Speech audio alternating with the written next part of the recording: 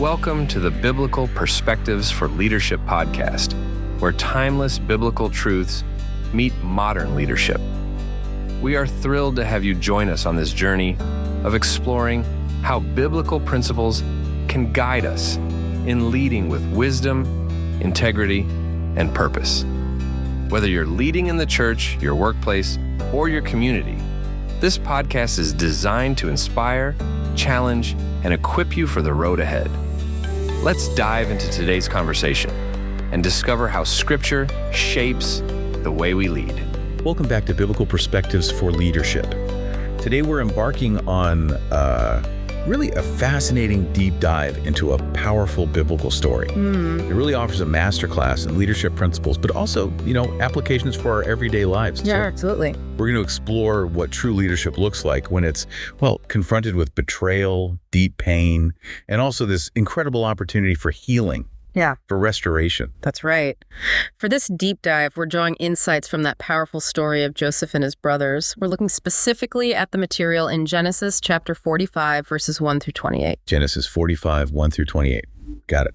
And you're right. This isn't just some ancient tale. It's a profound examination of things like emotional intelligence, divine purpose, and, the transformative power of reconciliation, stuff that really speaks to leadership challenges today.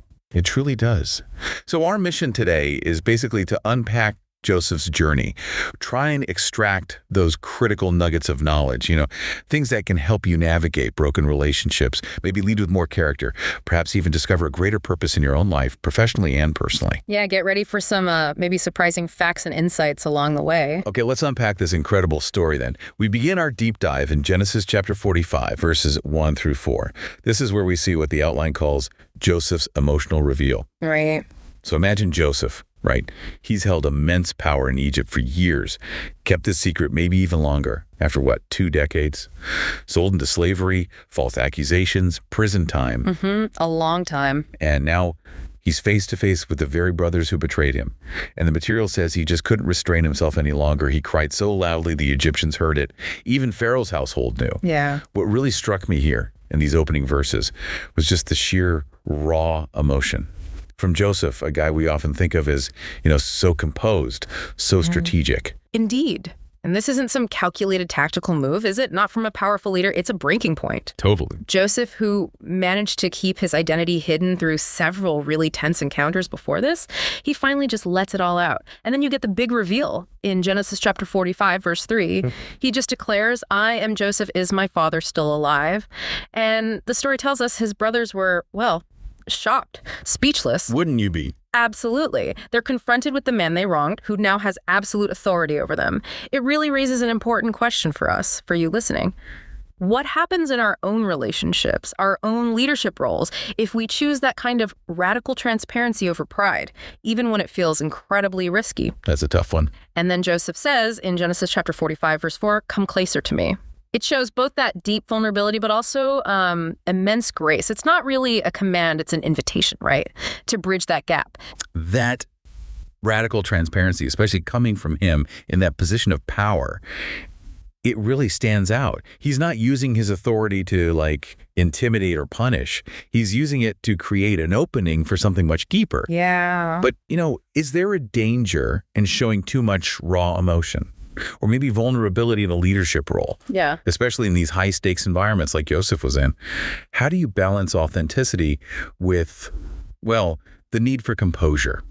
That's a really excellent question. And I think that's where emotional intelligence really becomes key. Joseph isn't just, sobbing uncontrollably for shock value. Right. His emotion seems directed, purposeful. It's actually leading towards connection. In fact, modern leadership research, like that famous Google project Aristotle on team effectiveness. Yeah, no doubt. It consistently showed that psychological safety, which is often fostered by a leader showing appropriate vulnerability, is the single most important factor for high-performing teams. That's fascinating. It feels counterintuitive sometimes. It does.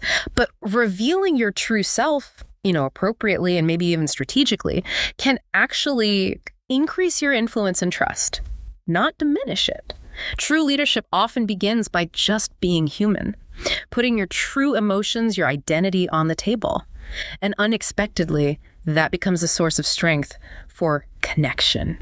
for healing.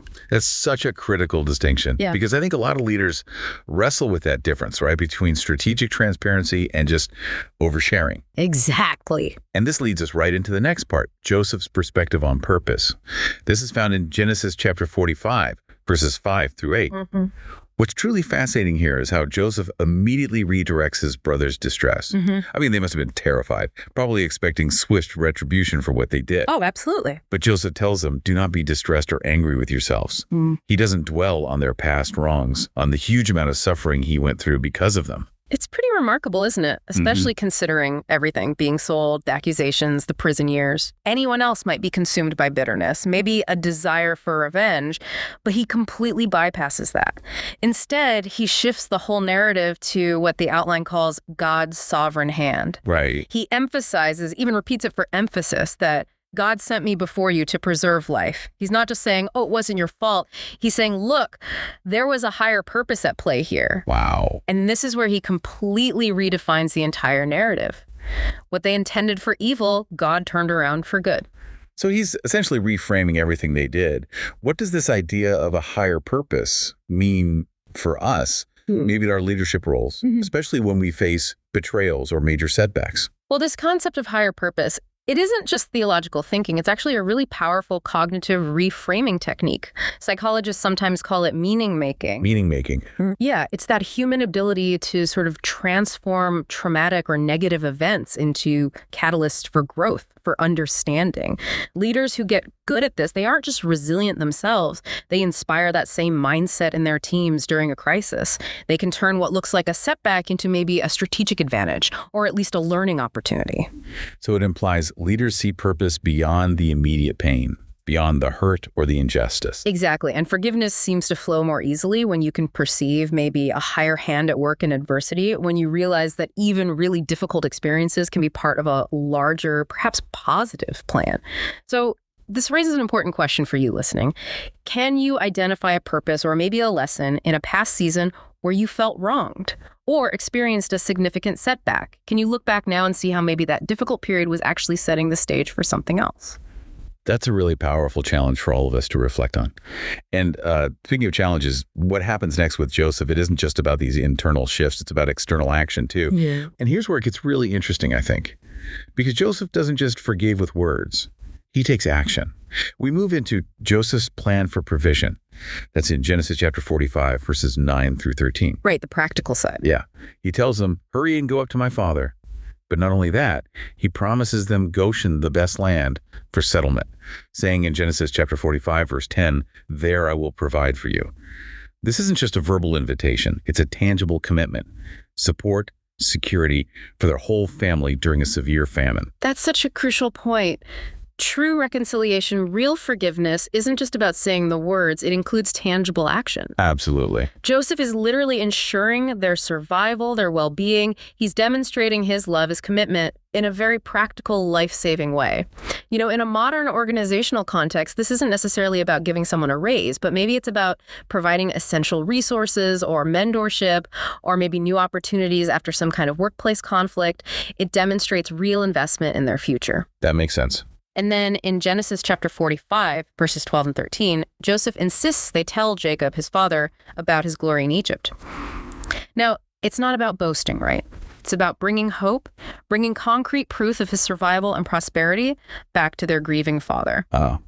So love in this context provides for needs. It restores security. It's a really powerful message that these physical acts of care, acts of provision, they can bridge emotional gaps. They offer restoration, cementing that reconciliation in a concrete way. Which raises another question for you. How can you show tangible care for someone you've maybe reconciled with? How do you move beyond just saying, I forgive you, to actively showing that care through your deeds? That's a powerful and very practical question, especially for anyone in a leadership position. And, before any further conversation happens, before they get into a detailed explanation of the past, we see this beautiful moment of tears, hugs, and healing. That's in Genesis chapter 45, verses 14 and 15. The embrace. Joseph embraces Benjamin, his full brother, and then he weeps over all his other brothers, the ones who sold him. These are powerful, physical acts of acceptance. Yeah. And they come before any detailed explanation or hashing out of past grievances. Yes, exactly. Healing often starts with compassion, doesn't it? Not necessarily conversation. Joseph isn't demanding explanations or apologies right here in this moment. Ew. He's simply embracing them, showing this overwhelming love and acceptance. The physical acts of love precede any lengthy dialogue or, rehash of the past wrongs. It's a profound lesson in how compassion can sometimes override judgment, leading to deeper healing. That's true. When we prioritize empathy, that connection over maybe blame or being right, we open the door for genuine restoration. Just think about how many conflicts could be de-escalated if we led with that kind of, raw compassion first, allowing genuine emotional connection to pave the way. It makes you wonder, when was the last time you allowed compassion to override judgment in a difficult situation, choosing connection over needing to be right or assign blame? It's a powerful reminder, isn't it, that sometimes the most profound healing doesn't start with a debate or even an apology, but maybe just with a hug. Mm-hmm. And this reconciliation, it has these huge ripple effects. We see that next in Pharaoh's favor and full restoration, described in Genesis chapter 45, verses 16 through 24. Pharaoh hears the news about Joseph's family arriving. Yeah, the boss finds out. And far from being upset, he offers wagons, resources for the journey.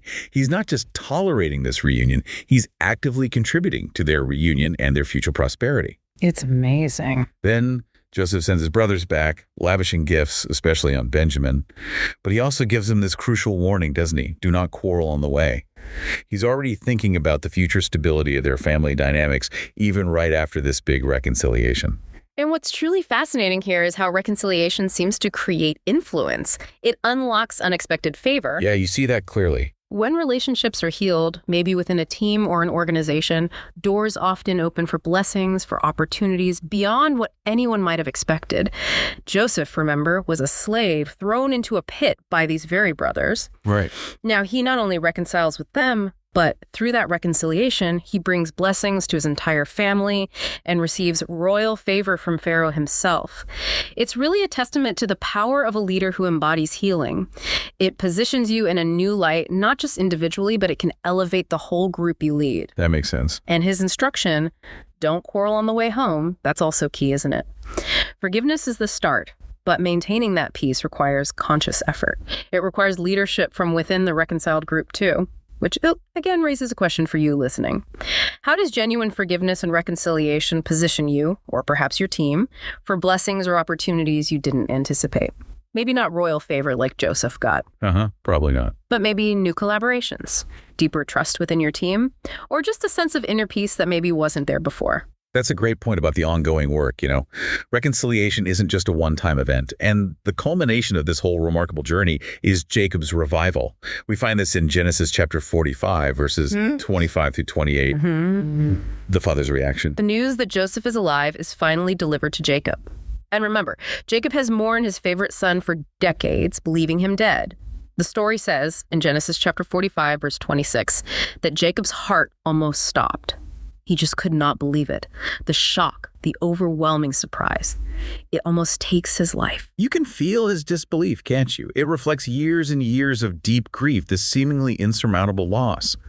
But then in Genesis chapter 45, verse 27, he sees the evidence. The wagons. The wagons. Those tangible proofs of Joseph's prosperity, his care, they confirm the incredible news. And it's at that moment, the story says, his spirit is revived. It's the proof. It's the concrete action, the visible proof that finally breaks through his disbelief, his grief. And in Genesis chapter 45, verse 28, Jacob exclaims, "It is enough. Joseph, my son, is still alive." Just relief, pure relief and revival. It shows us that good news, especially news of restoration, of hope, brings revival. Not just to one person, but potentially to a whole family, a whole organization. Broken families, divided teams, they can thrive again when forgiveness takes the lead, when past hurts are addressed and reconciliation is genuinely pursued and, importantly, evidenced. Yeah, the evidence matters. Which brings up one last question for you, the listener. What good news, maybe what evidence of progress or hope do you need to share right now that could revive someone's faith or spirit?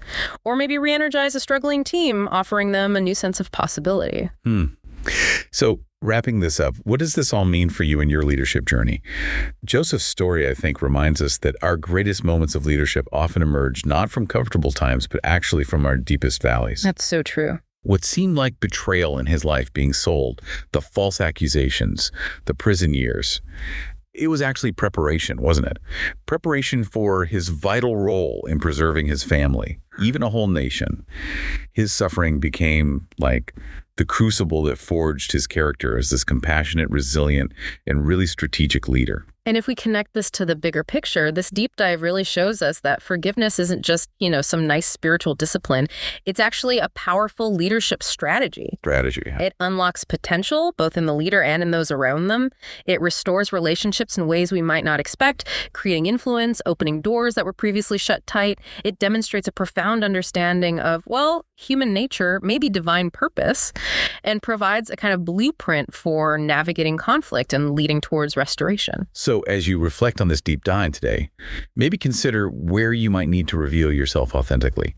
Perhaps sharing a vulnerability appropriately that could open the door for deeper connection, maybe build that psychological safety within your team. Consider how you might shift your perspective on past hurts or setbacks, seeing them not just as injustices, but maybe as part of a larger narrative of purpose or growth. Yeah. And finally, consider where you might need to extend reconciliation. Not just with words, but with those tangible actions of care and provision, rebuilding trust one concrete step at a time. That's the key. Remember, when you seek perspective in your leadership journey, when you embrace compassion and proactive reconciliation, even your most complex relationships can become clearer. And that can lead to profound healing and maybe unexpected blessings for everyone involved. We really hope this deep dive has offered you some powerful insights for both your leadership roles and just your everyday life. Thank you for joining us on the Biblical Perspectives for Leadership podcast. I hope today's insights have encouraged and equipped you to lead with faith, wisdom, and purpose. Remember, the greatest leader of all time taught us that true leadership is about serving others. If you enjoyed this episode and podcast, be sure to subscribe, share it with others, and leave a review. It helps us reach more people with these transformative truths. Until next time, keep leading with grace and walking in purpose.